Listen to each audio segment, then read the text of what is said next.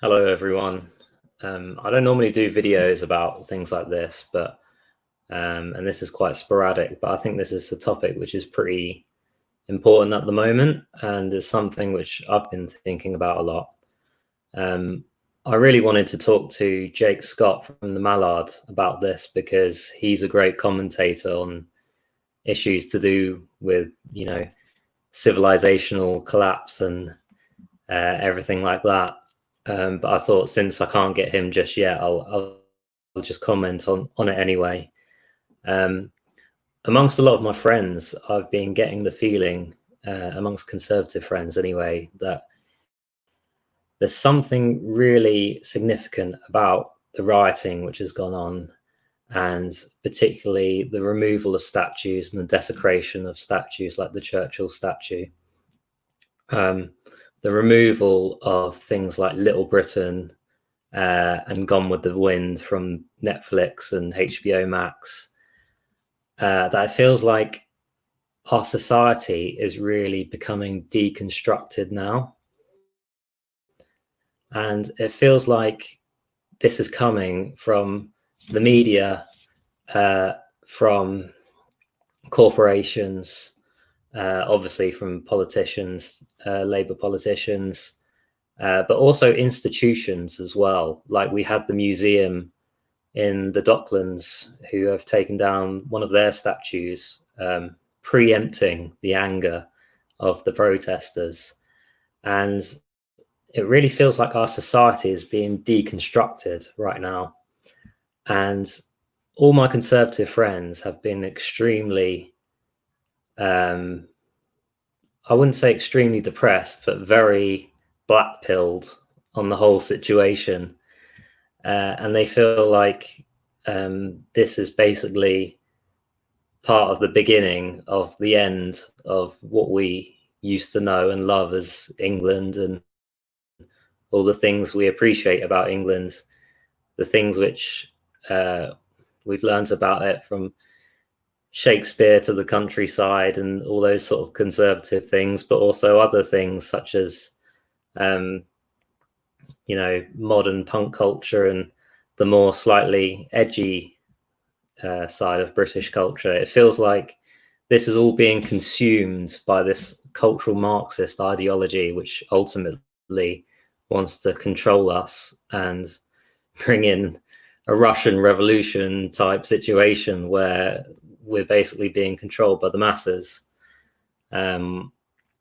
We've already had, I read a news piece recently that apparently there's a committee in government looking at a new type of hate crime law in response to the outrage and the rioting, which I don't think Boris will let happen, by the way, because I do believe Boris is still fundamentally a liberal and a conservative and won't let that happen. But it feels like we've lost the battle of media, institutions, the culture war, essentially.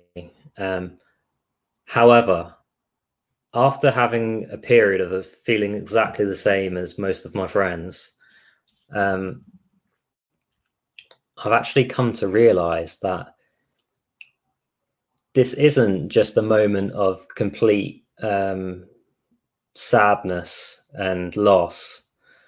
I've realized that all these things which we've been known to have been happening for years now, through watching, what people like UKIP have been saying and Tommy Robinson about grooming gangs and things like that. We, as conservatives, especially the dissident right faction of conservatives, we've been aware of all of these problems now for so many years. The people who haven't been aware are the public.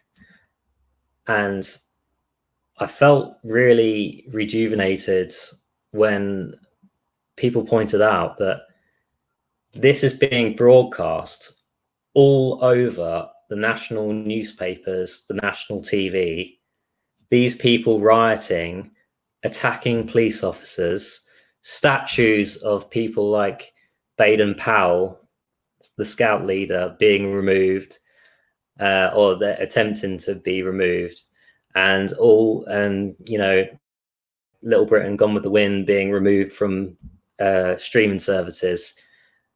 Everyone is seeing the revolution now, and the revolution is being televised. It's being televised for everyone right now. So if ever there was a time to let the public know all the things which we've been talking about for so long, it's now, and it's happening now. People don't realize that a lot of the people like us on the dissident right, they feel like we are the ones who are essentially with the power. But it's not really us with the power. It's the people that read the Daily Mail. It's the people over 50s who they're happy in their situation. They've got a house. They don't really have any real trouble in their lives. They're financially safe. So they don't really have a lot of reason to protest or to come out and show support for these type of movements, because it doesn't affect them largely. They're not living in Luton or Bradford or places like that. Most of them aren't anyway. And so for them, for that generation and all these other people who aren't savvy to what we're savvy to, they're finally going to be seeing what's going on right now. And they're going to be, I'm going to try not to swear now, absolutely furious. This country, which they've grown up in, they've loved, you know, everything from the village pub to the cricket greens and respecting Churchill. This is all being torn down in front of them, in front of their eyes, in favor of a mad, Marxist, childlike mentality. And they can see that it's the media backing this, it's the institutions backing this, all to appease the worst aspects of society. The crazy rioters rioting, the people online and the people in Momentum who are basically saying everything's racist and our whole country is built on injustice. And these people are going to come out in force now, and they're not going to be happy. And this is the best way, I think, of getting our message out to the people. We like to believe that we can give this message out by going online or going on TV and saying, look, this is a problem, this is happening, and the media are biased and everything else. But that doesn't win the hearts and the minds of the people. What wins the hearts and the minds of the people is when they see things they are repulsed by. And if anything's going to repulse them, it's going to be this. But there's also another aspect, I think, which is really enlightening, I would say, about this whole situation. You've now got, I mean, this is a Western phenomenon. This is not happening in just one place. This is happening in America, Britain, Canada, Australia, all the English-speaking countries, and to an extent, countries like France and Germany as well. But I thought a really significant moment was a letter I read from an archbishop who used to be sort of the Catholic Church's ambassador to America, and his name is Archbishop Vigano, and he wrote a letter to President Trump, which Trump tweeted out not too long ago, and it basically said, I'll read the first paragraph for you here.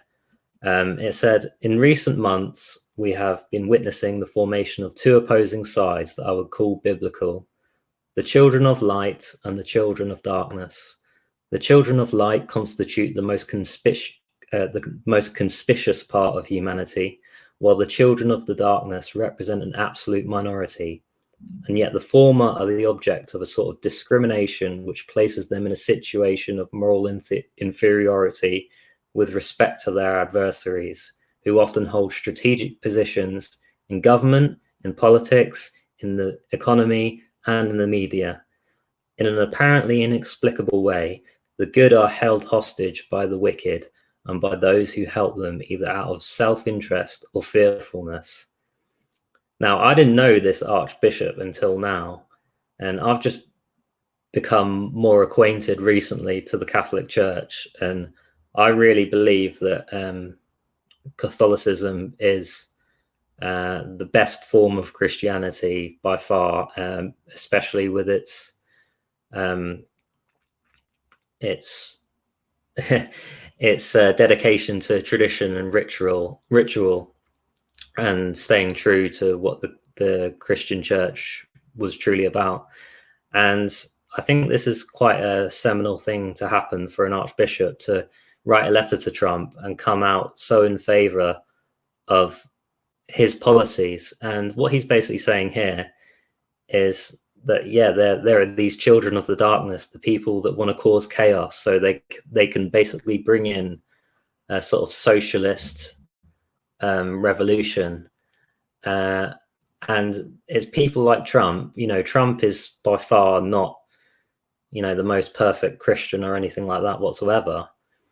But this archbishop is saying to Trump, I believe that you are fighting the good fight on behalf of the children of the lightness. And I definitely believe this, because I think what we are seeing now is quite biblical. We've got all these politicians and the media and everyone against us, and now we are truly waking up to this fight, and we do have some people on our side like Trump.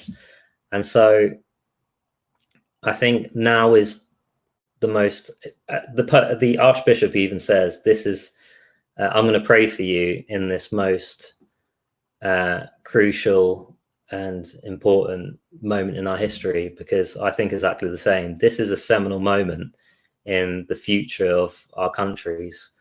And I think, well, first of all, I'd like to point out you should definitely read that letter, because it sums it up more perfectly than I could ever sum up the situation right now, what we're going through. So definitely recommend reading that letter by Archbishop Vigano. And yeah, I think even though this seems like a really bad moment in our culture, that it feels like we are losing, this actually could be a very good moment when the people actually finally wake up to what is happening. But I'll be interested to see what you think, and hopefully I can get the discussion with Jake Scott, because I know he's a fantastic person to speak to about this subject. But yeah, that's all I wanted to say. And yeah, have a good day.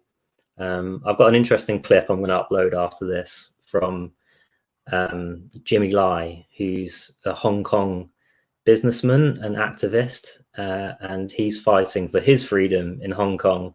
And it was very interesting to hear what he said about the comparison with what's going on in America and Britain. And so I think that's a good little clip to upload. That's from the Hoover Institution, and they're another great source to follow. They're actually one of the few people who actually speak very sensibly on these issues. So I definitely recommend reading that letter to President Trump by the Archbishop Vigano, and definitely subscribe to the Hoover Institution on YouTube, because they're doing some absolutely fantastic stuff at the moment. So yeah, have a good day, guys, and I will speak to you later.